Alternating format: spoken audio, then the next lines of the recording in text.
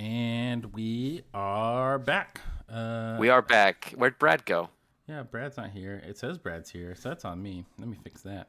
I think it's on Brad. He was supposed to be here. Let's just leave. That'll be the mythology. He was supposed to be here. Yeah. He is unreliable. Therefore, I am now filling in. Yeah. It's Abandoned. me. Wow.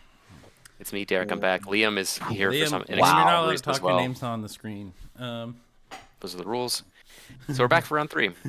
I feel like you could just add my name to the screen. I could. Are you gonna stick around? I'll stick around until I get called. All right, cool. And sometimes. All right. later. So we've got a nice one lined up here. We've got returning champion Beachbot God on the Mystic Enforcer. Saw him hit his land drops and attack with his creatures enough to secure the victory. Yeah. Last round. But this round, it's a little bit of a different thing. So we still got Sir Conrad deck at the table. I think Aaron and Clay's lists are pretty close together. They're doing the same sorts of things. I think they've developed them largely in the same circles, so I don't think they'll be too far off. We've got Pauper returning on TPI. We saw him in the first round. And then we've also got Hive Cryptid on Wilson and Far Traveler. This is a deck that's been showing up, I think, correct me if I'm wrong, more so on like the Sanctuary like F&M circuit. Is that right? Yeah, I mean, Hive's just been playing this deck and only this deck. So, but yeah, playing F&M, LFGs, that kind of stuff. Really the only one kind of doing it from what I've seen. So. Yeah, it just kind of straddles the line between like kind of a value flickery kind of deck off the Far Traveler and also just like Wilson beats and aura stuff. Yeah. Noted. We have the Aaron and Ryan are the last 2 undefeated players going into this round. Oh, okay. So maybe one will remain, maybe none will remain. Who knows? Yeah, there's gonna be some interesting stuff at play. Like a lot of what we saw last round between Clay and Beachbot is gonna be present here, right? Because it's Sir Conrad versus Mystic Enforcer. But at the same time, Conrad is going to love all the little triggers off of the TPI tokens that will inevitably be dying. There's going to be just a lot of like fodder on the battlefield to feed Conrad, so it's going to, I think, add a lot of urgency to the game. But I think yeah, go ahead. Kind of opposite of last game, none of these decks are going to be able to really close out the game quickly. Mystic Enforcer can kind of do it, and Sir Conrad if it gets like the nuts, but TPI and Wilson are not fast. Yeah, they need a foothold, and then they kind of snowball advantage. So I think that bodes not great for Mystic Enforcer. I don't think Mystic Enforcer is made to grind as built by. Who knows, right? We'll see what happens. Well, yeah, exactly. I mean, if everyone hits their land drops and we have like a well-paced game, it's tough to say. But yeah, I mean, there's a lot of interesting dynamics at play here between like Wilson and Far Traveler, just kind of like doing their mid-rangey kind of thing, more so like on their own. Like they're not going to be doing a whole lot to other people. Initially, it's going to be about establishing an engine. Ryan's just going to start trying to snowball advantage off TPI, and Sir Conrad's going to take a little bit to get online with there. And I think Mystic Enforcer has a window for sure, but it's going to be tight. I'm going to look at land counts. That was my favorite part about last game, just looking at how crazy land counts were with all the missed land drops. Right. Well, we already know Beachbot's on like 27. Derek and I have made our feelings clear on that. I don't know how, Liam, where you land on the land argument, but...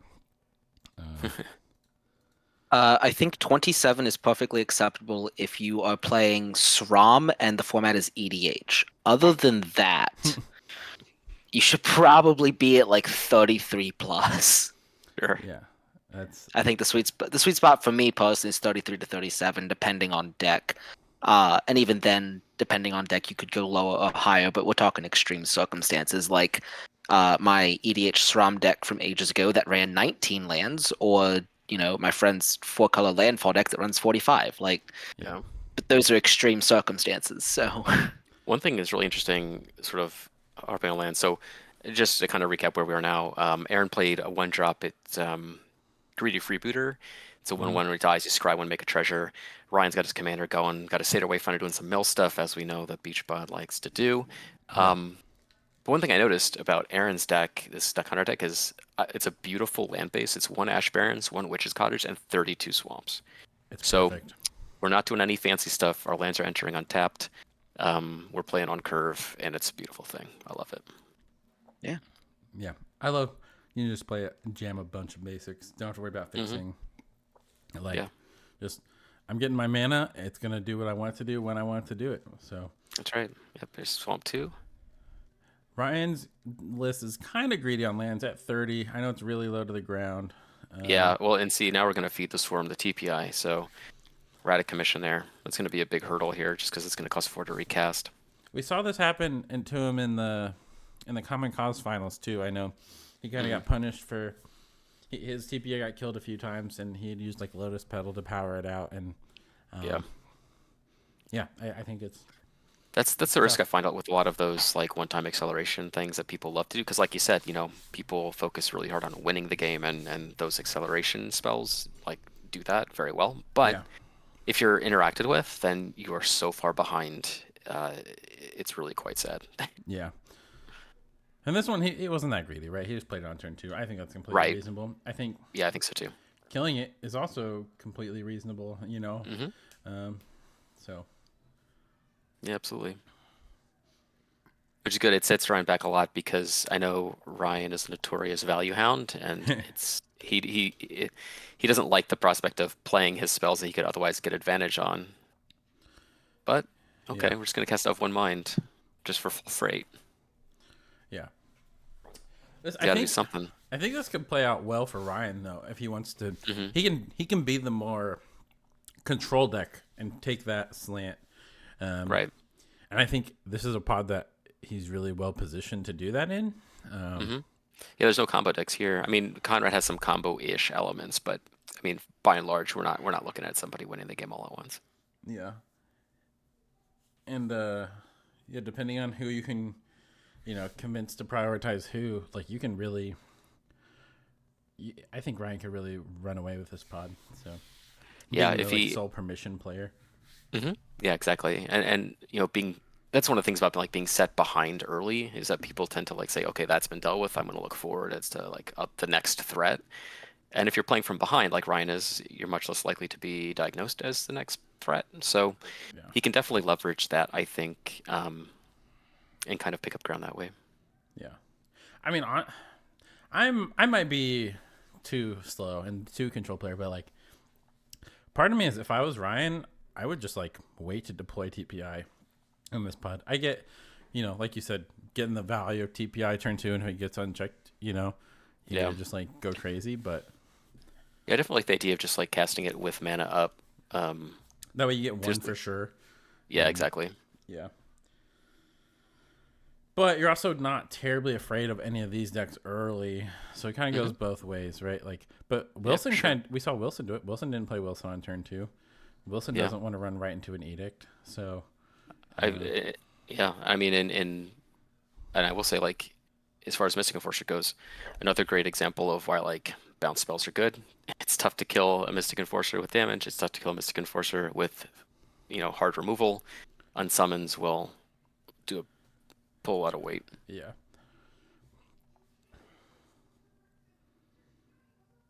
We got Sanitarium Scalp. Yep.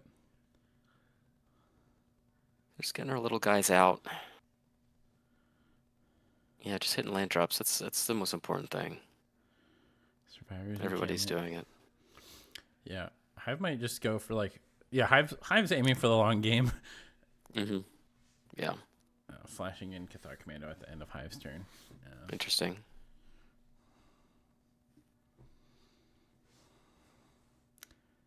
I'm curious how aggressive Beach Bot is going to be with that Commando. I feel like it'll be very aggressively used based on his use of Moments Piece and stuff last game. He just wants to try to do everything he can to slow people down. It'll also depend on whether or not he has a land drop to... Because I think once he hits... I think he has to just hit Mystic Enforcer as soon as he can in this pod to try to start killing the people he's most afraid of. But, yeah, I don't think there's energy not to. Oh, so we got Brainstorm from Ryan.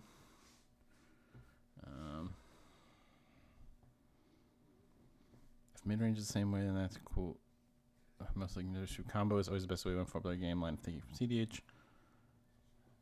All evidence against it so far is pretty anecdotal. And combo is a pretty good way to win games in PDH. Combo, yeah, I'm biased.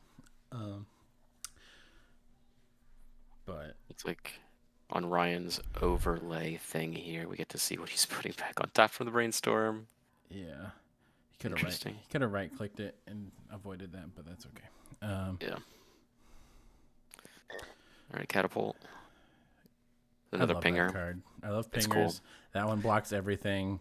Yeah, pingers with toughness are just like where you want to be. Yeah, I love Gretchen. She's an 04. I love when really catapult hits an 04. Just I want to block and do minimal, incremental things over the course of a game. Yeah. Win for free is what you're saying.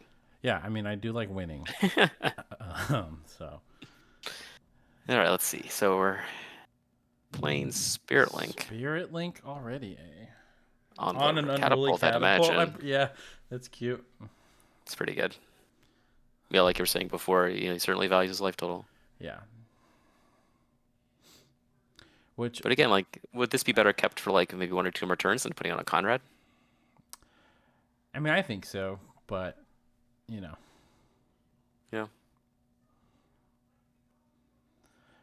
One thing we've noticed is that Beachball likes to play fairly aggressively, right? Right. Doesn't want to wait. Just I'm gonna do my thing. I'm gonna do it now. And it worked out from last game. So yeah, it did. Taking a turn to not establish Mystic Enforcer is. I don't know how I feel about that, but yeah, I don't know. He's got the 3 power. Send him in. Why not? Yeah, there are just a lot of arrest type. See you, Bodarn. Thanks for joining us. A lot of arrest type auras out of Hive's deck, and then you already mentioned the bounce out of Ryan, and Beachbud's kind of edict proof right now against Sir Conrad, but it doesn't take much to change that. So yeah, that's true. A bunch of X1s.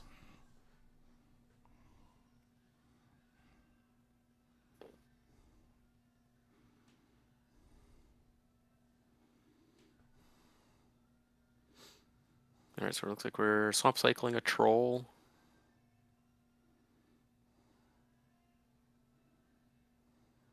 And a turn.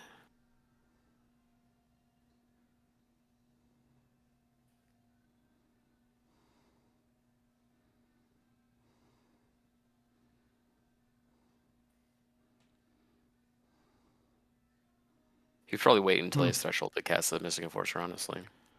Yeah, I suppose, but whether that's right or not, I don't know. That's fair. Yeah. Most likely. That's the only reason I can think of. Let's see. Thanks, Paul. Just give me all the compliments, Paul. I'll take them all. Please.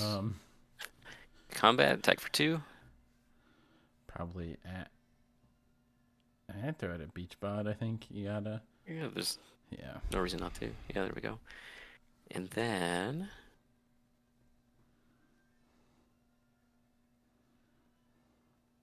passed. 3 cards in hand. Yep. Okay. High with the Opal Palace. You love to see it. Wilson with a counter. Big Wilson. And a Sentinel Stalwart. Is that what the guy is? Yeah. Springleaf Drum type guy. Yep, that's right. So yeah, Hive's going for the flicker engine early. Just need something to flicker. Yeah, now just needs the ETB effect. Oop, we saw a Moon Snare there. Ryan debating how he wants to do this with the Spirit Link. It's really awkward because it's going to put Beachbud so far ahead.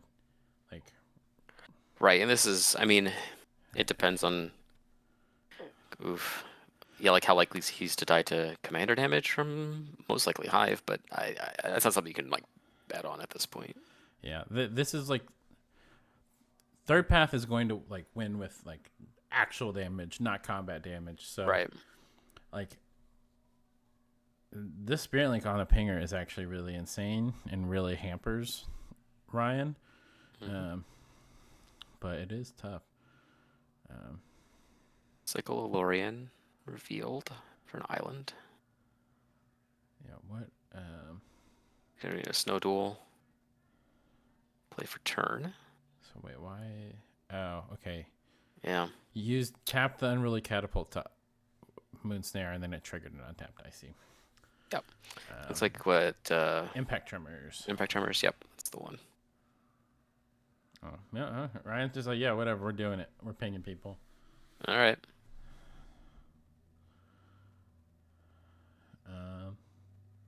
So his Beach Butt's gonna net 2 off each activation. Yeah.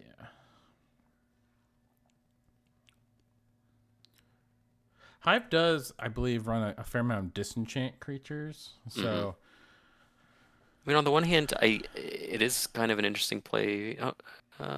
Did he? Yeah, it's interesting play from Ryan to do that. It does. I mean, if you are going to elevate Beachbot's life total, like to just make him appear like he's more of a threat to people, you possibly direct some threat that way. But yeah, Righteous Aura from Beachbot. So. Okay. Not great in this. I mean, it's good against Wilson, but I don't think it's going to get much mileage out of that otherwise. It plays nice with the Spirit Link, that's for sure. It does. I just think that in this game, majority of the damage is going to come from single damage increments. Yeah. The one thing I notice about Beachbot's deck, and he's gotten fortunate to not be up against combo decks. Like, so much of stuff just does nothing against if a Gretchen or Tatiova or a Malcolm, you're just like, okay, cool. I'm glad you played all these spells that don't bother me. Like, he's just so worried about his life total, which is again, some of these pods it's great. Like this one, there's a place for life. There's definitely a place for life gain in the format. Yeah, it's just so focused on it that I worry about how it would fare against Afraid from the Real deck or a Tatiova or an Abdel, right? Like, but in the games we've seen, those haven't been problems. So, yep. Yeah, I mean, in the last game we saw, Clay did a lot of the heavy lifting for him. Yeah. That is the benefit, right? Everyone wants to kill a combo player. And so if you just are like, yeah, well, that's someone else's problem, you can kind of focus on your own thing. But yeah, exactly. Up to 5 lands for Aaron. But the question remains, will he cast a spell? I mean, he probably just, I don't know. He probably just run out Conrad, right? Like, what do you... Possibly. I mean, if you got nothing else to do, I just don't see why not. Yeah. I mean, I don't know what you're really worried about protecting, killing, or, dealing with otherwise. Nothing is going to end the game in the next turn, and I guess you could add some other creatures to establish, but I know Ryan plays a lot of 4 damage effects, like Improvised Club or Heartfire, those sorts of things that deal 4, just to get rid of Conrad. But not much else going on. I don't know if I'm Ryan, if I'm super worried about it at the moment, but All right, there's a Flicker target. Yep. Now we're just gonna sit back and just draw some cards, gain some life, I think. Who doesn't love drawing cards? Yeah, I mean, Wilson's got some good attacks here. Okay. They're a little better now, too. Now they're better. So let's see, it's going to get +2, so he's 5 power now, 5/5. So, saying against a Righteous Aura, I'm of the opinion, so it is really good at dissuading people from attacking you, but I think people get so scared they forget, there is a cost to doing it, and people turn it into a ghostly prison of sorts as opposed to something that flat out stops attacking instead of making people use it. Well, yeah, I think it's interesting too because Beachbot's deck is very heavy on interaction. Yeah. As we saw in the last game, various forms of interaction to do with all kinds of things. Making him use his white mana to prevent your damage is not a bad way to go about it. Just attack into him, make him activate it, put him shields down for other players. Yeah. But Hive attacked Conrad, so. Yeah, I think maybe Hive's not worried about beach bod, which could be very reasonable. Yeah, I don't know. Maybe I tend to overthink it. I really am interested in the ways that we can like leverage our opponents against other players in the game. Yeah. I think it's really interesting, like way to go about playing. And granted, like it's not the most popular in competitive circles just because it's not quantifiable. Yeah. But it is a real consideration, I think. Yeah, I think very rarely. You can talk about deal making. If people are trying to convince you to make deals, I'm of the opinion that if they're offering you a deal, you're getting the raw end of it. Because no one's gonna make a deal that isn't just way better for them. Right. And often, if everyone's like, if 3 people are on board, to kill one person, I think there's a lot of value to being the one that doesn't go in on that plan. Because otherwise you're just like letting everyone else develop undisturbed, and it can very often snowball to where like everyone, like the one person who's just that much further ahead, it's like, oh no, we got to keep finishing off this person, and then all of a sudden they have an insurmountable board, and once like the scariest quote unquote person is dealt with, now there's no way to, everyone spent everything stopping that person. Right. This other person can get away with murder. So. Yep. So we got CPI coming back. And then where do we go from here? So we've got 1 colored mana source and Moonsnare prototype. So we got access to 2. A counter spell, bird spell, something, bounce spell. Yeah. I would like to see him use it before his next turn. But, who knows? I just think having that stuff goes a long way in terms of like getting in the way of these, like catheter commandos and that kind of stuff. Yeah. Just like having something that can do that. And like trade with them.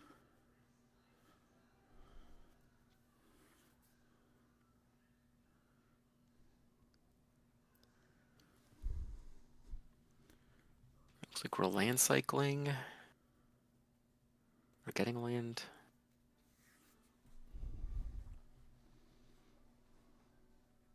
Oh no, it was like a broker's hideout or something like that. It looks brokers. Like. Okay.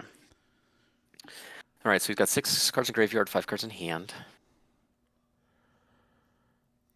Like, you got to get the pain train rolling. Get that Mystic Enforcer out there. Yeah, I don't think you can worry about. You can get Threshold next turn.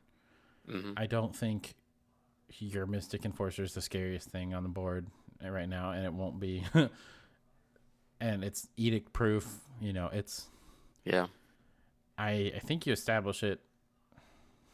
It's interesting, right? He's now being much more slow but also taking like aggressive.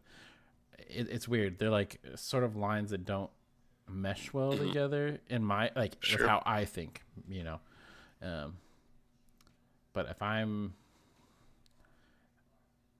think you just need to get that guy down, because that's how you win the game. You're not winning the game with this other like nickel and dime damage, I don't believe. Yeah. I mean, you're not like a grindy deck. You're set there you just play your commander and you attack. That's how you win. Yeah. That's also how you not lose. I'll be honest. Yeah. That's my favorite part, not losing. Winning's cool and all, but like not losing's also a lot of fun. I agree.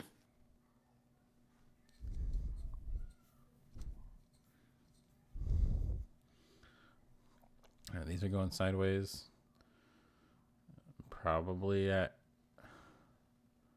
Ryan, it looks like. But this isn't like the worst for him. He's got the 0-4. Yeah, I don't think Ryan cares, honestly. You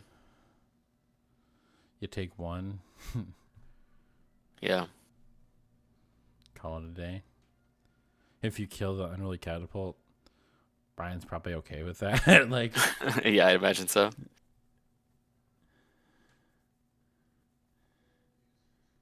I don't know. I would rather have those guys on defense for all the other attacking that's about to happen. Like, yeah, I agree. Yeah, and plus, I mean, if Threshold's what you care about, I mean, leaving Commando up to like block and then sacrifice to make 7 seems not bad to me. Yeah, Satyr Wayfinder's super expendable as a body. So. All right, so back to Conrad. I got 6 lands, hitting our land drops. Pay 2. Activate Sir Conrad. Yep. Ponder, Soul's Attendant, Explore. So now, and go for the throat.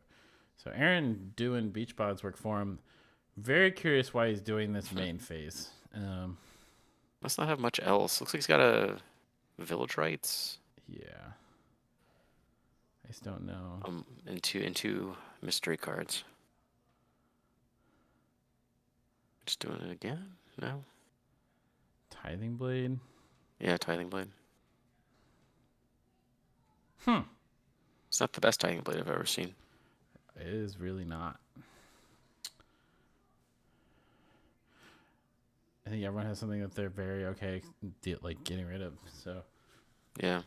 Oh, we're gonna sacrifice the Inspiring Overseer. That's not what I would have expected from Hive, actually. Yeah, it's not what I would have expected either. Which means Hive probably has some good stuff in hand. Must.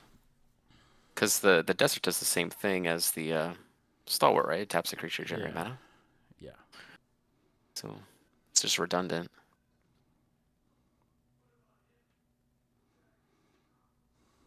And it blocks the Mystic Enforcer. Yeah, it sure does. It's like we're talking it through. I don't know. If I'm Ryan, I'm just letting this Unruly Catapult eat it. Mm-hmm. I don't particularly want to give Beach Bud more life. Yeah, I know. I think Ryan's just thinking it through as far as possible. Yeah. With where life totals are, I don't think, the one on the other two people is enough here. So. Right. Whoa, what is happening? Why did 1 mana just get untapped? Untapped for what? That's what I'm trying to figure out. Who's mana untapped? I feel like I saw Beachbot untap a Plains there, but maybe he. No, I think he moved an untapped Plains to the front. Oh, okay.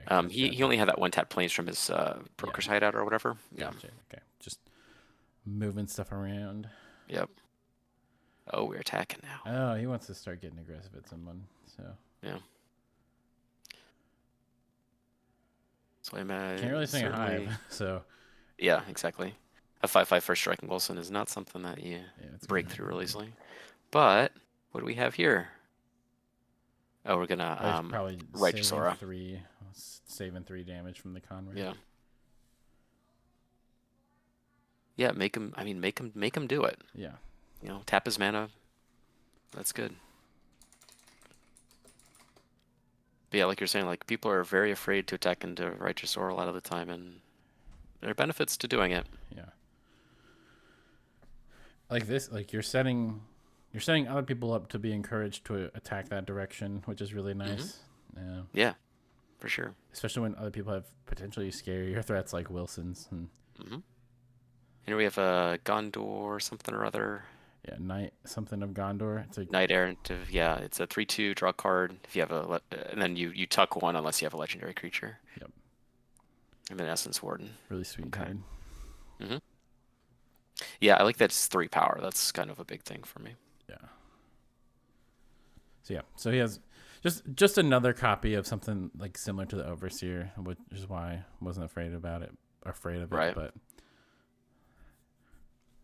still, I think the flying body maybe matters, but we'll see. Yep. All right, and then end a turn Flicker the Knight Errant. Ryan just untaps, doesn't do anything. I kind of like this. I think if you're Ryan, you just kind of sit back. You don't have to do anything. No one's doing anything scary. Player land and. Ryan has to be kind of careful about the Wilson, but. Oh, certainly. Yeah, I mean, the fact that it tramples is obviously like. I said this in the first round, like TPI has a problem with tramplers, like big tramplers. Yeah. Wilson went at Aaron, which is interesting. That Spirit Link is in the graveyard.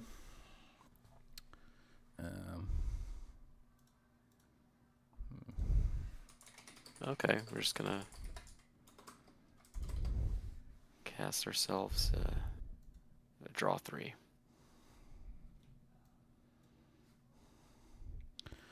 Make a token, deal damage. Yeah.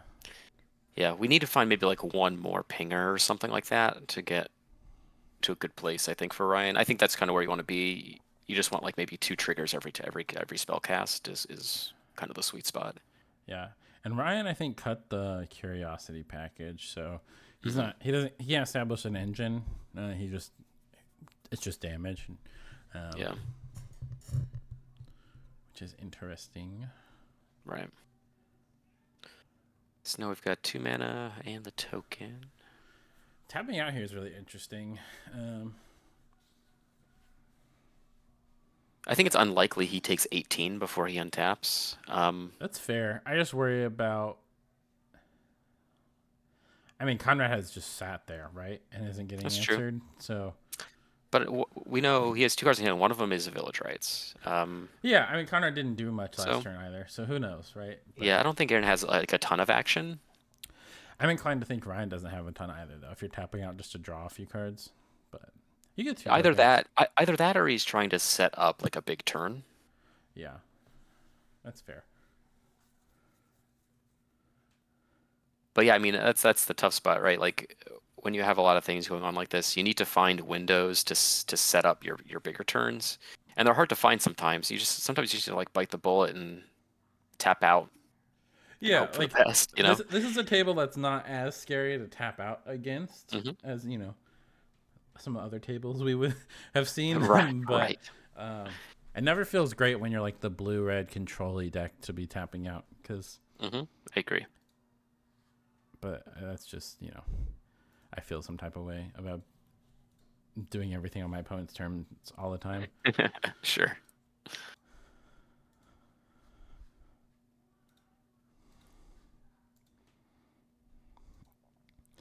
We got 1 win all reporting. Jared on pod 7, 1 on turn 7. All right. Okay. What was he on? Jared is on. What is Jared on? Is that the Tadiova? No, that's the Rasad Feywild Visitor deck. Okay. All right, so we got Journey to Nowhere. Looks like it's targeting Conrad. So we're going to Village Rites it. Yep. Makes sense. See, this is the great thing about hitting your land drops is very reasonably can recast Conrad if he hits 1 more land. Yeah, not ritualing out Conrad or doing fancy stuff. Yep. Yeah, feels good.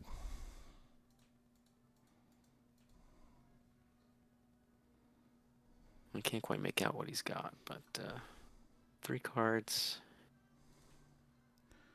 Open for business for the Cathar Commando. Yeah.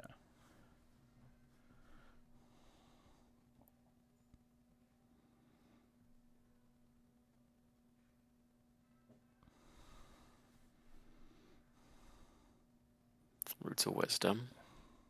So you're going to mill 3, get a land or an elf if you don't draw a card. Yep.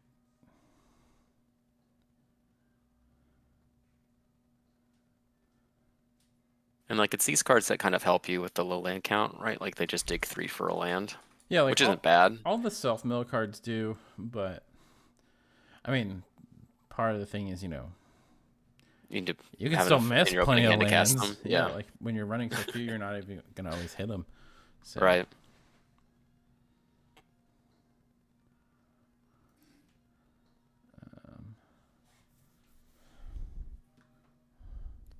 All right. So that's gonna get a land, and then play the land, get an untapped or get a tapped forest.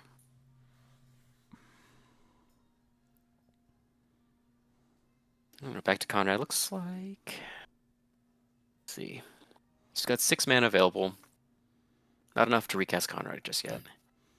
But close. Yeah, I have some type of creature spell to cast. There's some promo card that I have no idea what it is there. Yeah, I can't make it out either. I'm the worst at knowing what alternate art cards are anymore. So. Yeah, I know a lot of them, but there's still obviously like a significant amount that just fly under the radar because there's just so many alternate treatments. Yeah, Secret Layers, I have no clue. Like, so we got some Beachbud blurriness up there. Yeah. I mean, I think if you're Aaron, you just kind of sit back and you want these creatures to die. Like, I don't think you're forcing in damage anywhere effectively. Mm-hmm. You just need to figure out a way to get around this Wilson, I think. But other than that, there's not much pressure. Yeah. Looks like that's a Mystical Archive or something, like a Japanese Mystical Archive card. Yeah.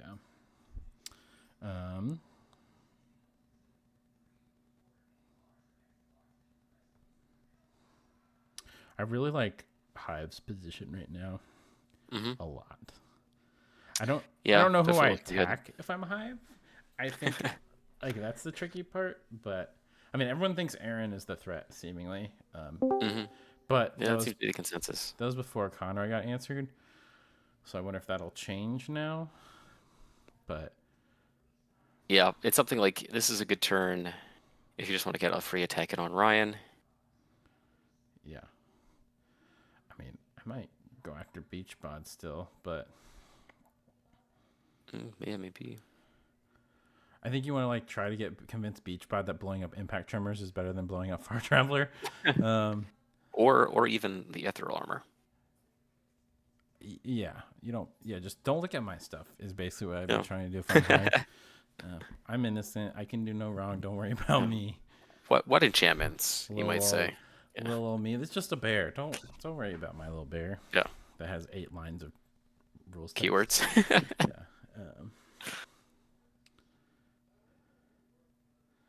Okay, so yeah, the card got cast. Still have 0 clue what it is.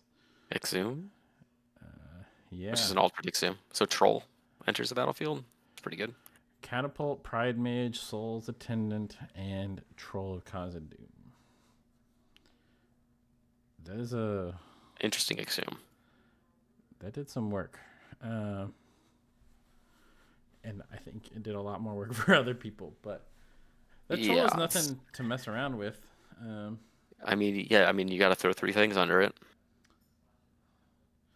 Or pay 2 mana, or 1 mana and 2 life, but... True, or that.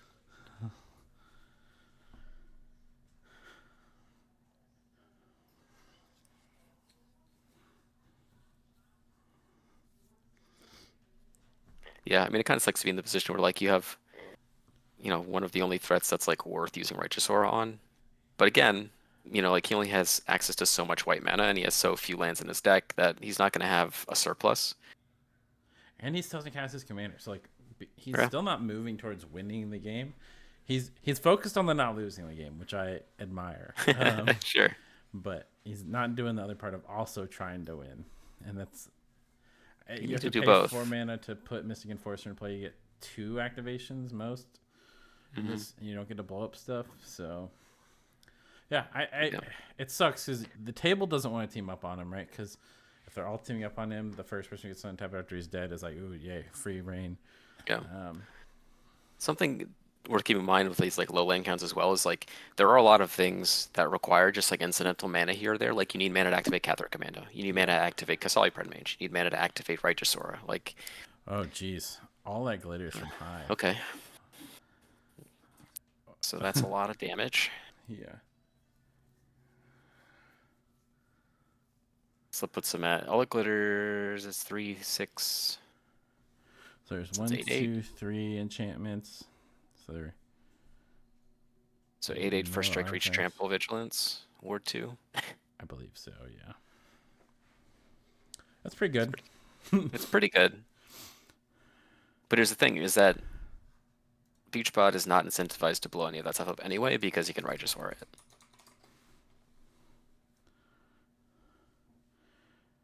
Yeah, but so this, you almost want to like be talking across the table. Hey, like you guys want to make this Righteous Aura not a problem? that's all attack. Yeah, but then I think that favors. I don't know who that favors more. It seems like it does really well for Hive and Ryan. I don't know who wins the exchange the most, but yeah, it's tough to say. It is kind of awkward that like Ryan is tapped out here. It looks like he took the hit. Yeah, Ryan's the one who got the Wilson hit that time. I mean, Hive could very well just not care about this Righteous Aura, right? Like, Hive has decent chance. Hive has 7 cards in hand. Like,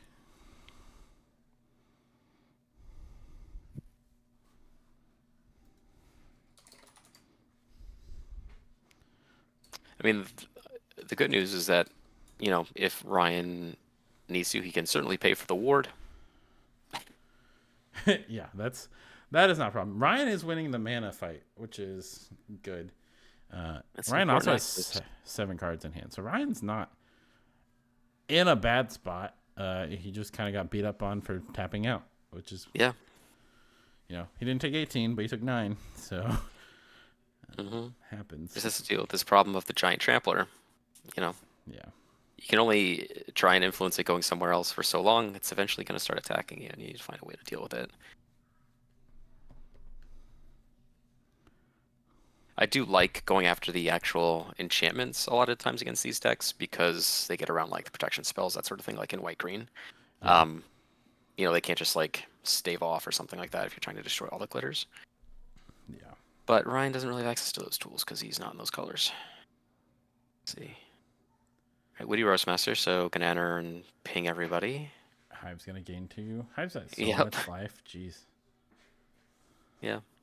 No one's really been interacting with anything that he's been doing. Yeah. It's kind of hard to, right? Like, that's the benefit of... I mean, like, Beachbot can. Beachbot has double disenchant just sitting there waiting, but... Yep. Until, like... It's kind of helping Beachbot, like, going after other people, because I think Wilson has just gone at Aaron and Ryan so far. Yep.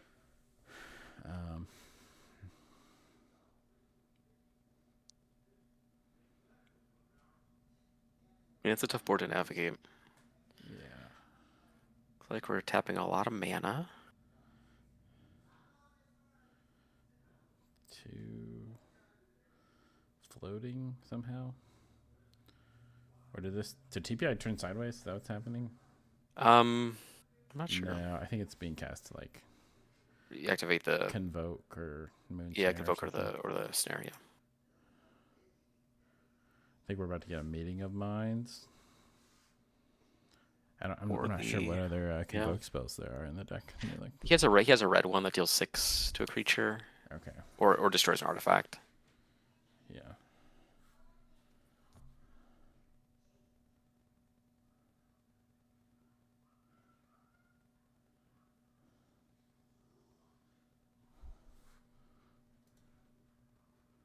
But like really puts him in this tough position. Like with the board that he is now with like Impact Tremors and Witty Roastmaster, like the pinging is going to not do anything to Hive.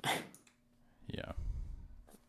Like it's going to kill everybody else, but you're just going to get killed by Wilson.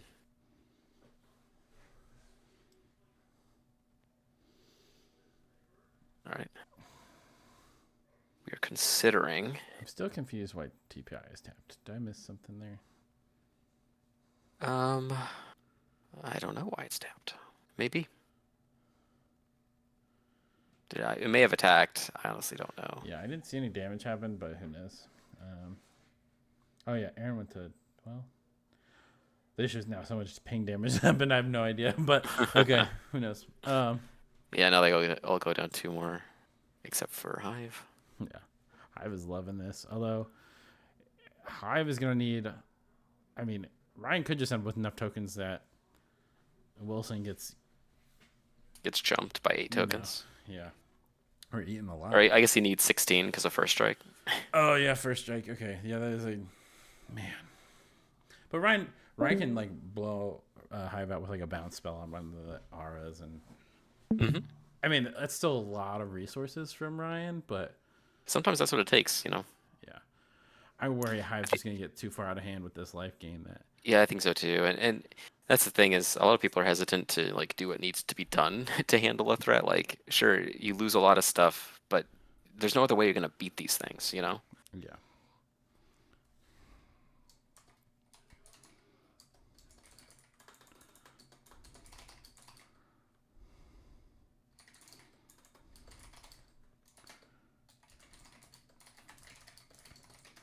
All right, here comes Mystic Enforcer.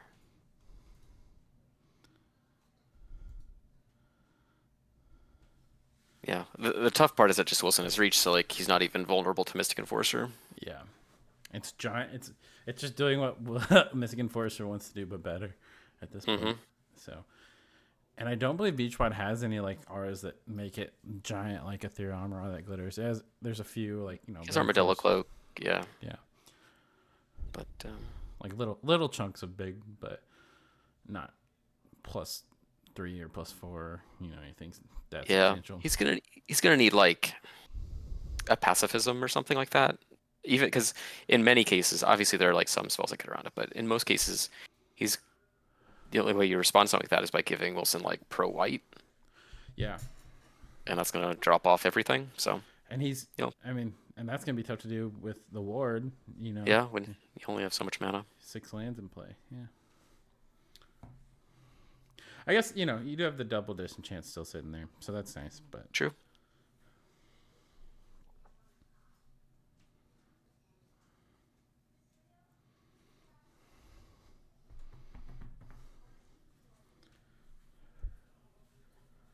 Yeah, so I think Ryan and Aaron are definitely incentivized to just kind of like work together on this Wilson a little bit. Yeah. Beachbot doesn't have to care because Beachbot has the answers for the scary parts.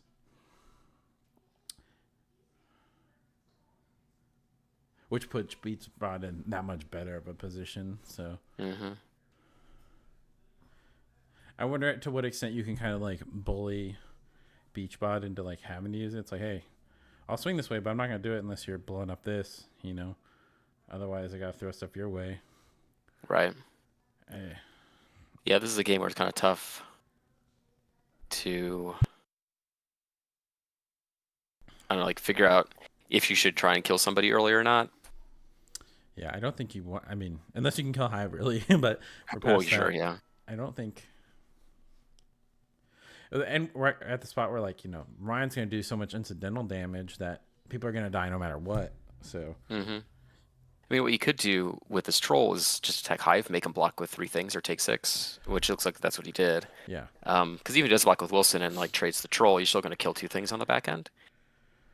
Yeah, but I mean, if your Hive use take 6, you don't care. Every spell Ryan casts gets you life, 2 life, 1 life. I guess now it's break even with Tremors and Roastmaster and Catapult. It's negative. It's like unwilling experiment. Yeah. That's how I feel if I were introduced to this board state. I'd be unwilling to enter the battlefield, but here we are. Right.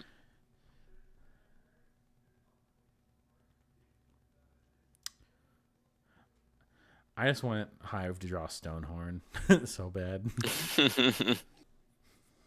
That would be pretty good. Yeah.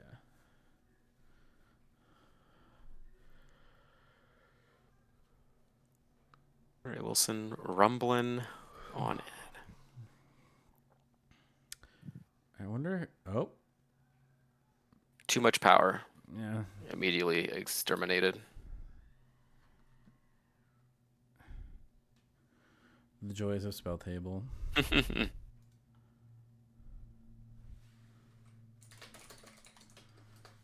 right. Looks like it might go Aaron. Aaron's trying to do stuff. So I don't know if we're at declaring attackers or anything yet, but is that corrupted conviction? I can't think so. See. Spell table says it's a forest, so no, it's not that. What is that card? Feign Death? It's one of those things, I think. Let me pull up Aaron's list.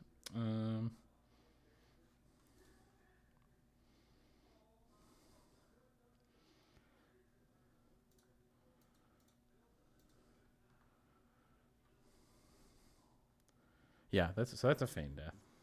Okay. On the freebooter.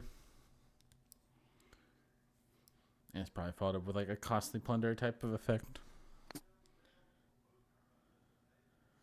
0 clue what that card is because of the glare. Deadly Dispute maybe. Yeah. Yeah, I mean.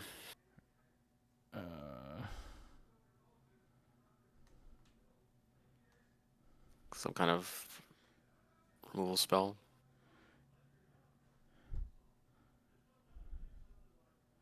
Yeah, it's hard to tell. I know he has like one Toxin Analysis in the deck, gives something Death Touch. I mean, it's first strike, so Yeah. I don't know. Looks like Ryan's responding. Oh, Benevolent Blessing from Wilson. Right. So definitely something that is threatening Wilson. Yeah.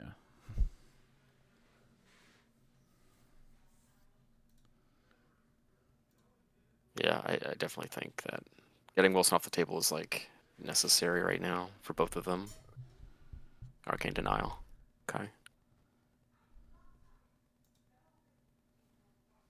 And then get a couple pings off the Catapult. The running theme of the TPI deck is just free stuff. And who doesn't love free stuff? Puzzle Box got his first win of the day.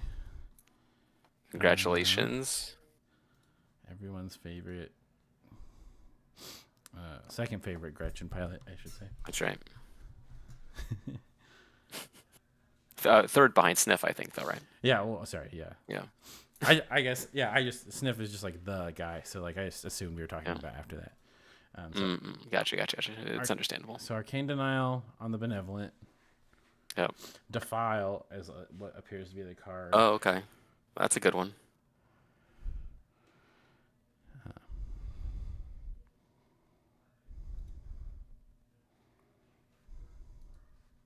Ryan just representing his draw trigger off the Denialator with a token. All right, so Defile's a good one. -6. Makes Wilson very small.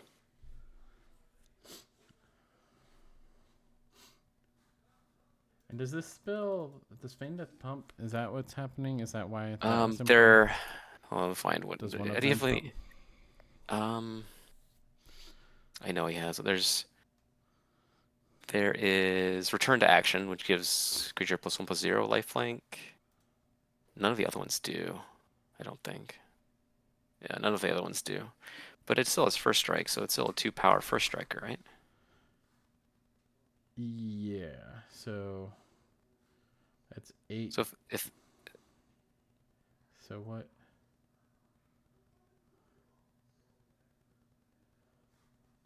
Yeah, I wish I knew what that was. Is there anything else that it has, like flash or something? You know, that was Feign Death. So that. Okay. Huh. Maybe just to prevent a bunch of trample commander damage. Yeah. He's at 10, so yeah, that could very well be. Yeah, that makes a lot of sense. Okay.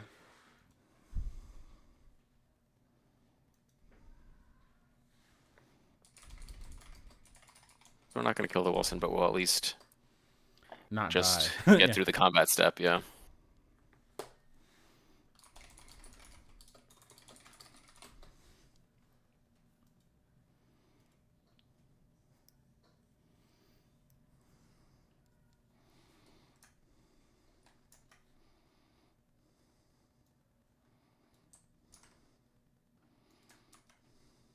All right. We got a Journey to Nowhere.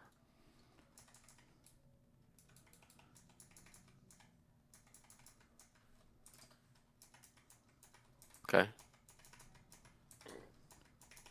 So that's foiled by the Tamiyo Safekeeping on the Enforcer. Interesting that he's threatened by that Enforcer. Oh, I guess he has a right to be with the aura removal. Yeah.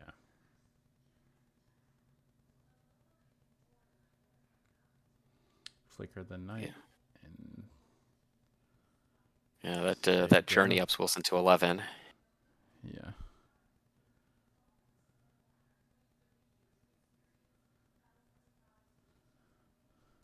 There should be 10. He's got 4 enchantments. 1, 2, 4, 3, 4, 2. 4. Yeah, it should be. Oh no, Wilson has a counter from Opal Palace. That's right. 4, 8. Yeah, okay. They got it. They know what they're doing. Yeah. Yeah. Jeez, Derek, give them credit. I apologize. All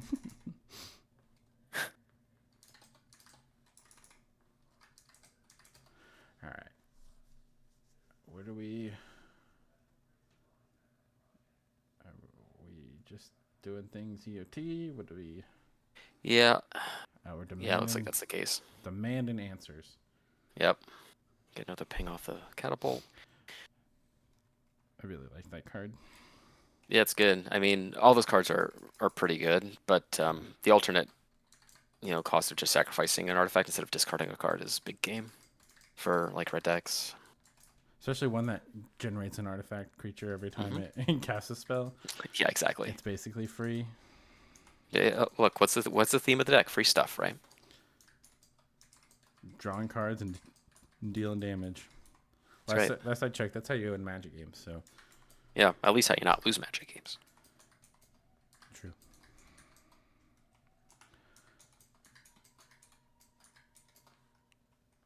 We're gonna get a cool Arcane Denial trigger. Oh, what was that? Discarded that artifact.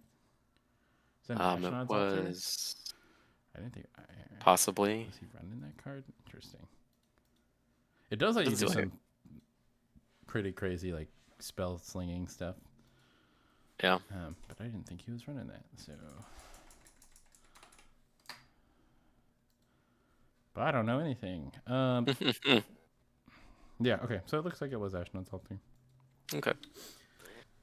So now we've got all this mana, and we just need to draw cards and make things. That's step one. Oh, we're gonna scred, are we? Yeah, we're probably gonna instantly kill Aaron, maybe instantly kill Beachbod, and start to do a number on Hive. So this is a scred for 1, 2, 3, 4, 5, 6. Yep. On one of the life gaining folks. Yeah.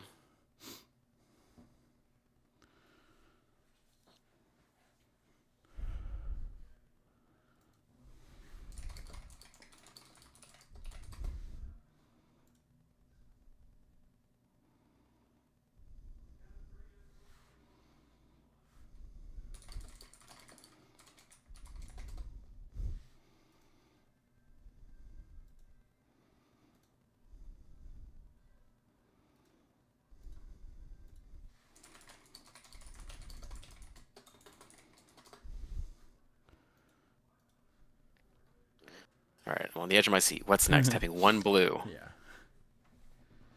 There's just so many triggers happening on every spell that every spell's just gonna take so much to resolve. I could never play a deck like this for exactly that reason. Yeah, I would just miss. It just cooks my brain left and right. Yeah, this is why I play aggro decks. Oh, what is this card? Sleight of Hand? Sleight of Hand? Yeah, it's the new one. So yeah, we're gonna make another token, do some more damage, untap our catapult. Yeah, so this is like this is gonna go a long way here. Oh god, what's the commander gonna destroy? Catapult probably, or impact tremors. Yeah, I don't know what you. I mean, you blow up impact tremors. All of a sudden, the Hive is feeling so much better about everything. So yeah, I mean, if you're Beachbod here, you're dead to one or the other. Yeah. Yeah.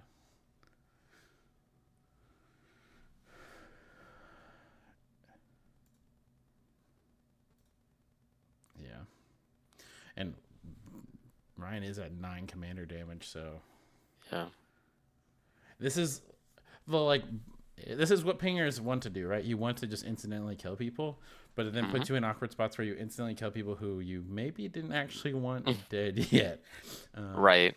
Yeah, I think pushing Beachbot into the position to destroy impact tremors is like a big deal. Yeah. It's gonna have serious ramifications for the clock here. Like, so now, each token represents 1 damage. Each spell obviously still represents 1, but 3 is a lot more than 2. Yeah, you're still up on Hive's life total, but now it's just 1. Yeah. Instead of 2. He's gonna need something big, like a big massive raid or something like here to finish him off. Yeah, and this is gonna do 2 more to Beachbod. Beachbod's dead to another spell after this Treasure Cruise, and I would be surprised if this Treasure Cruise didn't draw something. Yeah.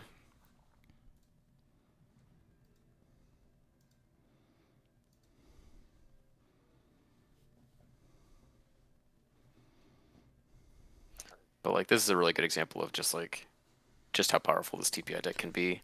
Yeah. You just chain a bunch of 1-mana spells and make a ton of tokens, do a ton of damage, and then you have a huge board. Yeah, it's like the closest you can get to like a counter burn style deck, right? Where you kind of just control everything. You're kind of tempo-y in a way.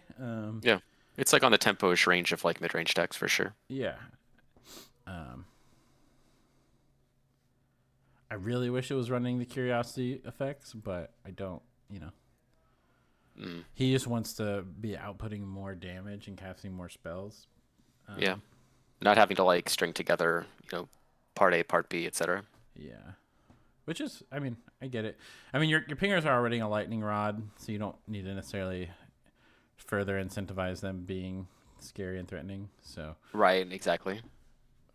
But if you do ever get to get one going, it feels great. So. Yeah, for sure.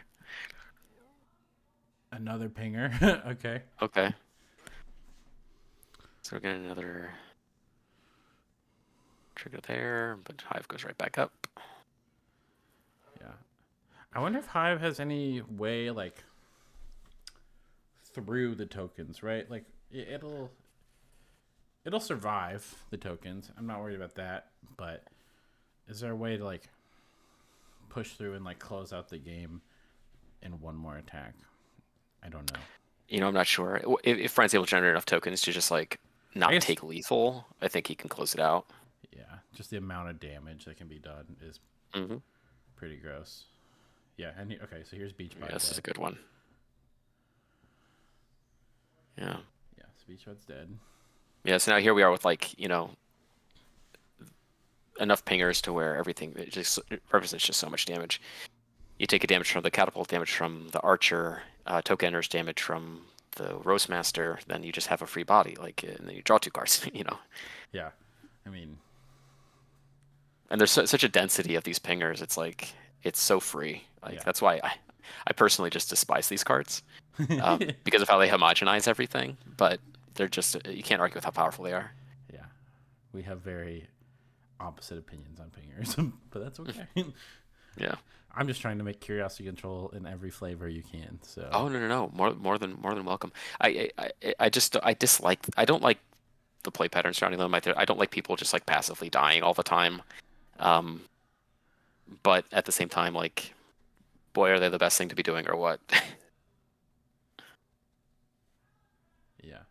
It's hard not to play them, right? Like, and they get so much better when other people are playing them. So, like, you want multiple pinger decks. Mm-hmm. Ram through. Oh, ram through is... That'll kill Orion. Or no, it has to be combat damage. It won't kill Orion. Oh, no, it won't. Oh, well, it will, because he's at 9. Oh, yeah, actually, it's just enough damage. So, like... Yeah. So we need to counter this. Yeah.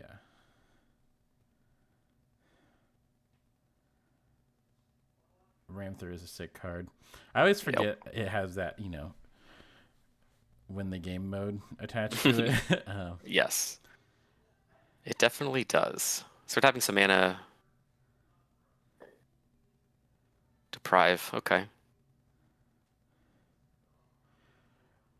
So is Hive doing this end of turn? That's a good question. Because it is an instant, right? Yeah. I feel like if I'm Hive, I force through damage and like I go to combat and try to force it. And maybe that's what Hive's trying to do, right? Like maybe they're just doing the opposite sequencing that I would do. You want to force them to... Why is that island untapped? He played it, so he deprived and returned it to his hand. Oh, this is happening main phase. Yeah, must be. Probably in response to a trigger or something.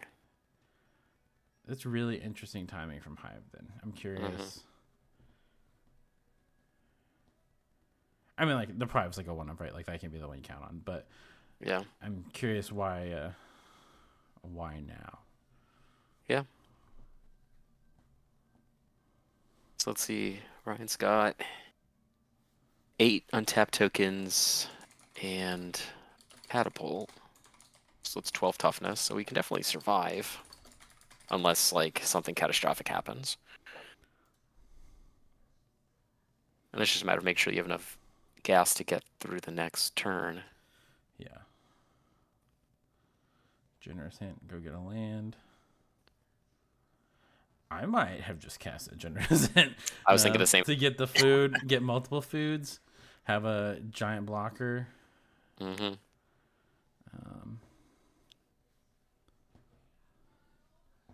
This is kind of like the thing about just having like one big threat. Like that's all you have to focus on, right? Yeah.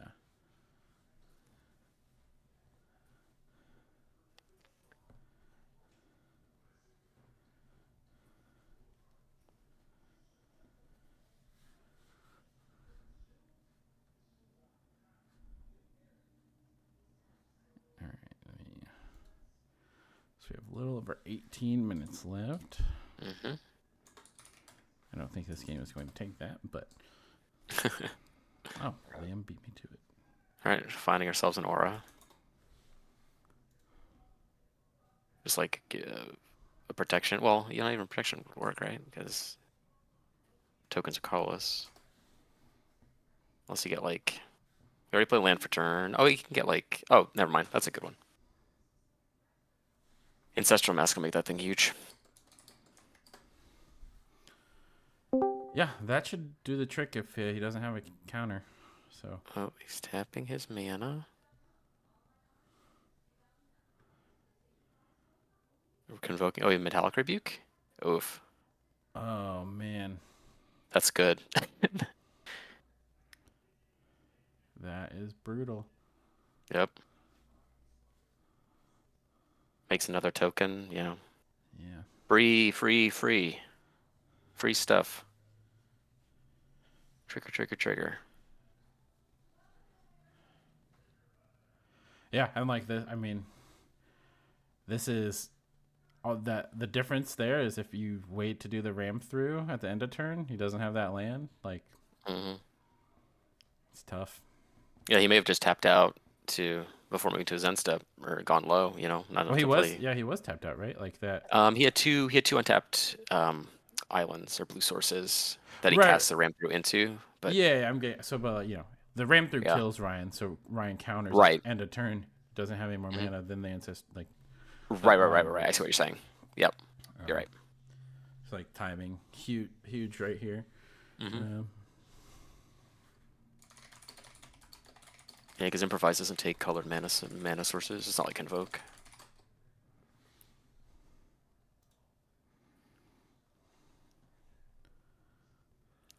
So Ryan's gonna have to like throw all of his tokens under the bus here.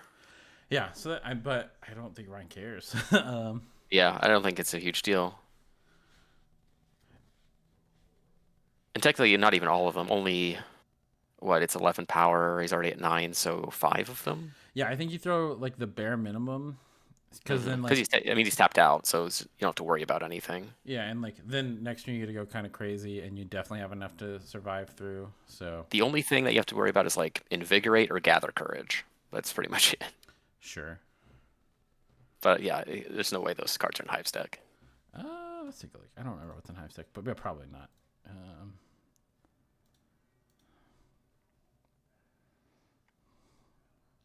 It's like a free pump spell or something. Mutagenic Growth is another one, but again, I don't think these cards are going to be present. I think that's really it. And there's no real way for Hive to push through an army of artifacts, Right. Like protection isn't going to get the job done. I don't think it's, Hive's not running the one that gives protection from artifacts, so. Armadillo Cloak would be really good. That's true, Stein. Yeah, at this point, like, it's, in Hive's mind, I don't think it's super relevant which one you choose. You just want to get enough power to punch through the blockers. But in terms of, like, planning ahead, I think that Armadillo Cloak is probably the better option just because it has that life gain trigger. That way you're totally out of reach of whatever Ryan's trying to do. Yeah.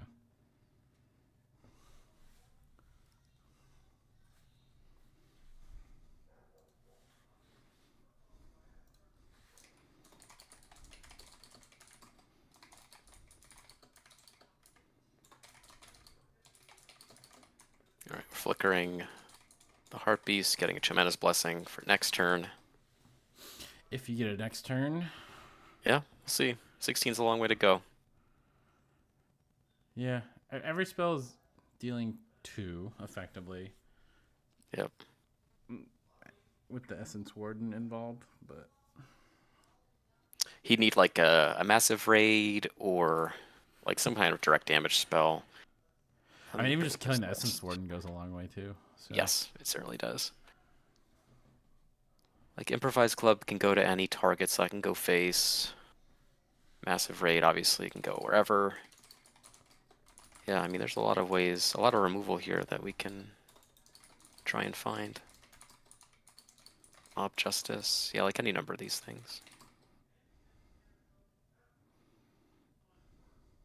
No shortage of ways to just like draw a lot of cards in that deck either. Yeah, understatement.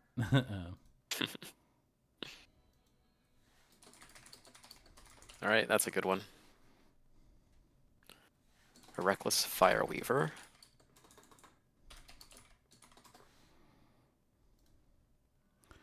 Yeah, we're just gonna ping it just keep pinging everything. Yep. Does a damage. Now every spell is a bolt. Seems pretty good. Mm.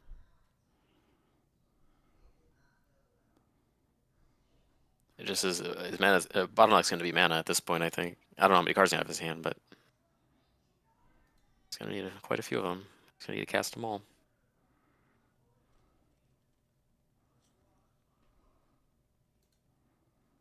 Oof, that's a good one. That's a lot of damage. So what do you do with this guy, Galvanic Blast here, Bobby? Face. Yeah, I agree.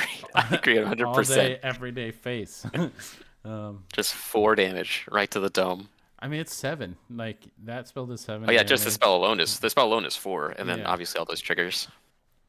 I mean, it's a lot of damage. You have 5 cards, right? Like you gotta have something. I don't know. I know Ryan's taking it slow, but I mean, he's a very careful player. But I think you deal 7. Yeah, and then like if you're gonna try and kill somebody, Galvanic Blast is a good place to start. Yeah. Because I mean I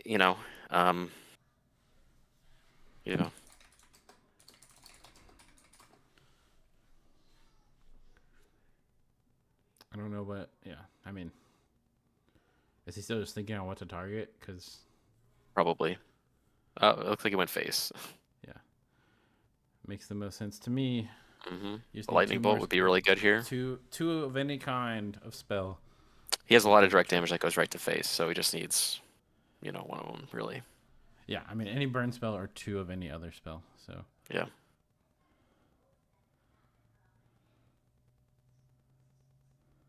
And he hasn't played a land this turn, so he's got 5 spells, I assume. Yeah. Okay. Oof, that's a good one. Yeah. Collateral damage, 3 damage to any target. Just send it upstairs. That's lethal. So. Is he crying in out of joy? Yeah, maybe. Upstairs. Ryan, point at him. Do it. I don't know. Yeah, there was a lot of thinking for very clearly dead, but yeah, that's fine. Well, I mean, when Ryan's in the zone, he's very contemplative about like what he's doing. He doesn't want to miss anything, so he's going to overthink it. And you know what? Whatever. Yeah, it wasn't like unreasonably long or anything, but it's just I don't know. If I saw that, I'd be like, all right, I'm casting these so you're dead. Just windmill slam. Yeah, let's call it a day. I would do the same thing. I do not want to play this game anymore. I want to not think for a few minutes. So I'm the kind of player that I plan out my turns so far ahead that sometimes when something changes I don't account for, I just speed through my turn and I'm like, wait a second. Yeah, odds are good. I know what I'm doing my next turn, and I've thought enough about my potential draws that I know how it will change with those draws, right? Yeah. I think that's a big thing, and I don't know if I see it a lot from people. I feel like a lot of people tank once they draw their card.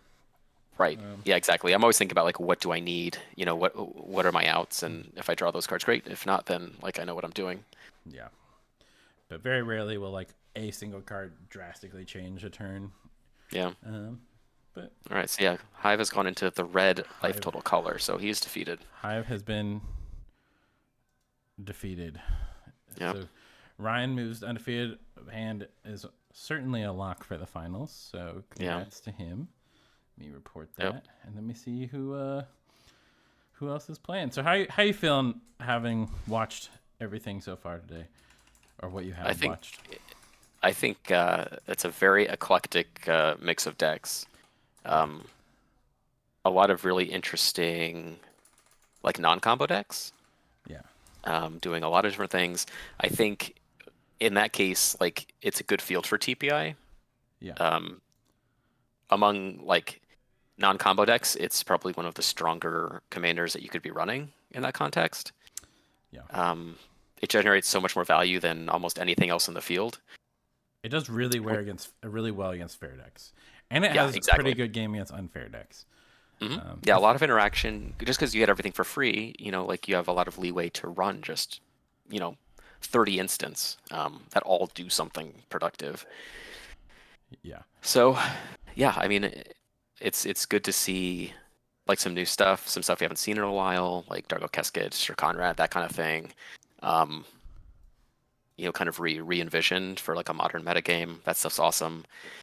So got to see some Gretchen decks. Got to see a lot of interesting stuff. Yeah. Not just the same stuff that we kind of seen over the last several tournaments. Yeah, the same old, same old. So, speaking of the same old, and some not. Yep. We got table 2 here. We got Gator on Azra, Bray on Gretchen, Lobert on Sphinx Summoner, and Joe on Malcolm Breaches. So, some of the same old in Malcolm Red and Gretchen. Yep. Kind of a precarious board. It looks like we're watching Bray attempt to go for a combo as soon as we tune in. No, the first thing I saw was Vault Scourge with 3+1/+1 counter. Yeah, it's a big scary Vault Scourge, but there's also a Vision Graph Mage and a Lage Road with a +1/+1 counter. So this is correct, yeah. And a land that seems to tap for a lot of mana. It's got several auras on it. Looks like.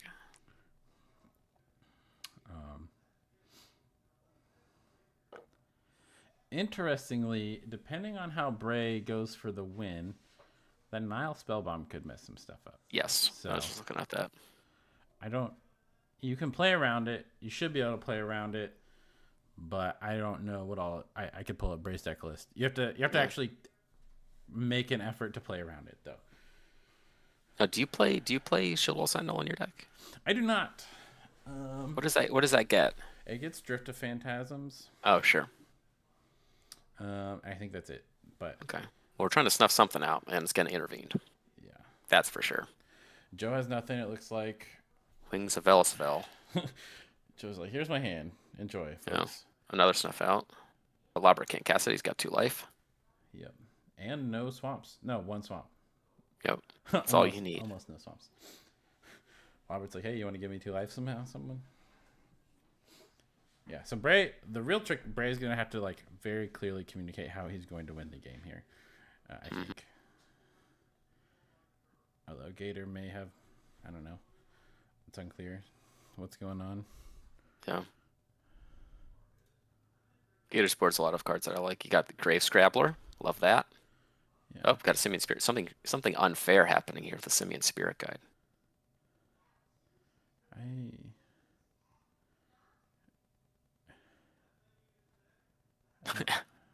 Alchemist Greeting. I don't know what that does. Yeah, that's a sorcery. It's like a 5-mana removal spell. It hit Madness for 2, deals 4. All right, looks like that'll be it then. Gator's scooping up. I don't know if Lobber is. If I were Lobber, I wouldn't scoop him. He might be checking to see like you said, how he's winning. Yeah, I'm not scooping up. I don't know. I'm a problem, but I'm going to make a combo player show me how I'm dead every single time. Oh, for sure. Yeah, I agree. Which in a tournament setting makes complete sense. So, looks like everyone's like cool. Ray might have like walked through what he's gonna do and said, "Hey, here's how I'm gonna not lose to this Nile Spellbomb."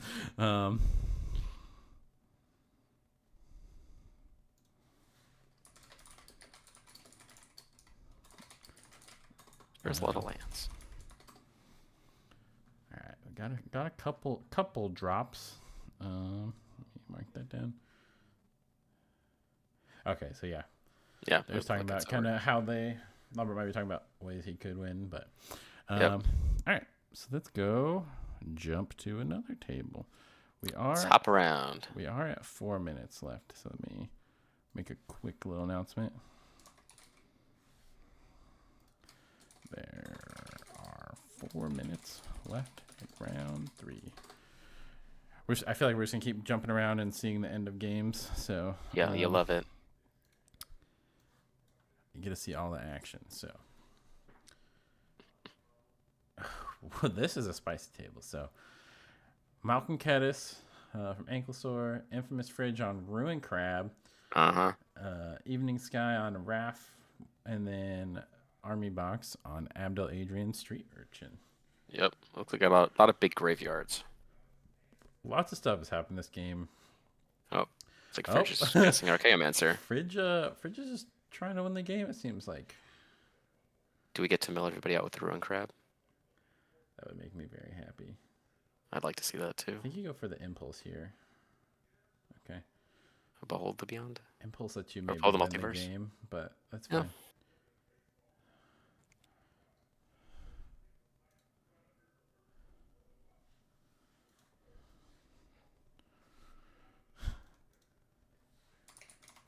It's like a deep analysis and a brine, whatever, the island cycler. To the bottom. Yeah, Brian Fang Marauder, I think, or something along those lines. Yeah, something like that. Or Spike and Tidal Bore. Okay, interesting. We got a few reports. So we got Yami winning with Abdel, Agent of the Iron Throne. Pod 4. We got Bray winning. We just saw that. And then we got Lloyd winning on Pod 6, and Lloyd is on Killian. Okay, so Killian got a win. Okay, interesting. Yeah, Yami on turn 11. So we are watching the last game. All right. I don't know if Liam wants to go jump in there 2 minutes to go, but I think we're probably good. So Yami on turn 11.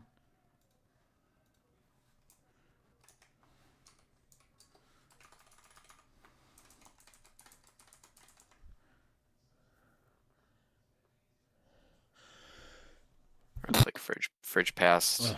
Yeah. Was that like a passive aggressive hint to me, or wink, wink, nudge, nudge? I don't know. I mean, if you want to go there, and there's 2 minutes left, so you're more than welcome to do as you please. Did you do a little notice? I did. Yeah, you did. 4 minutes. Okay. All right. Yeah, I suppose. Something that makes tokens, I assume.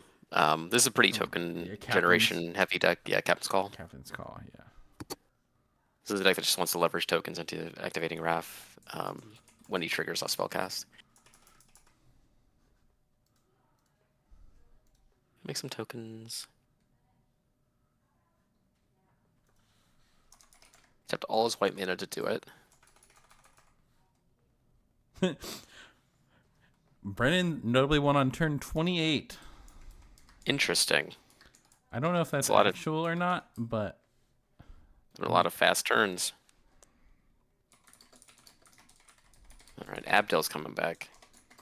Gonna send some stuff into exile, make some soldiers.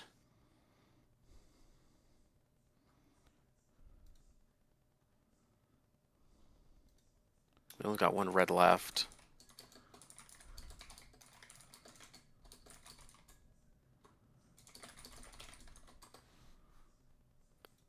Like counterspelled or...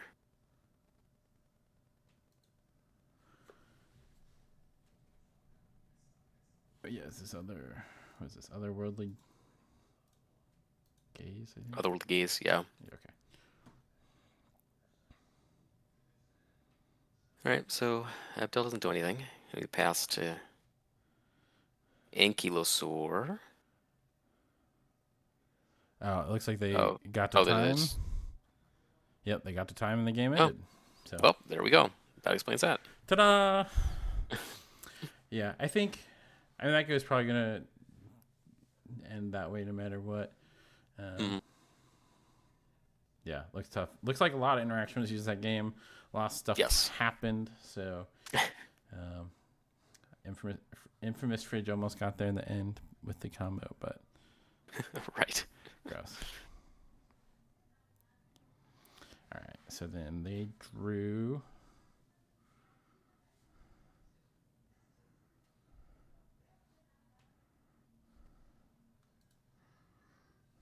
Perfect. All right. So that is going to wrap up our round 3. What are your thoughts after this round as we kind of get ready for the final round?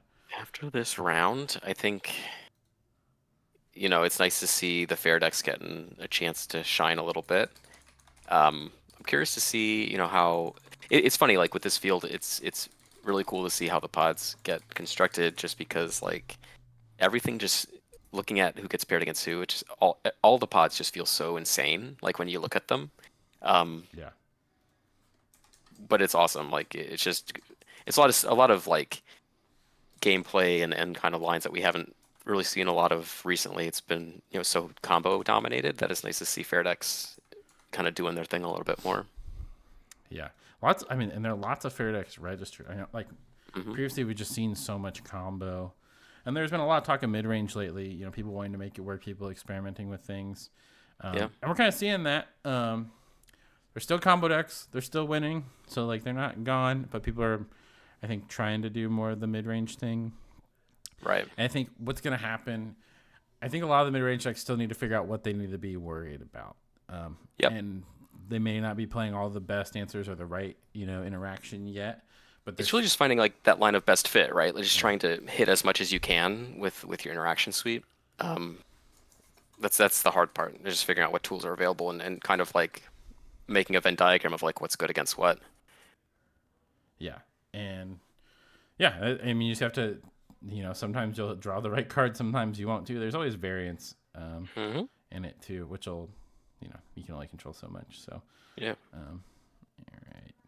But yeah, I think we'll call it a break. I'm gonna make sure we get all the drops taken care of, so people who want to leave, and then we'll be back for the final round, and then the finals shortly thereafter. So.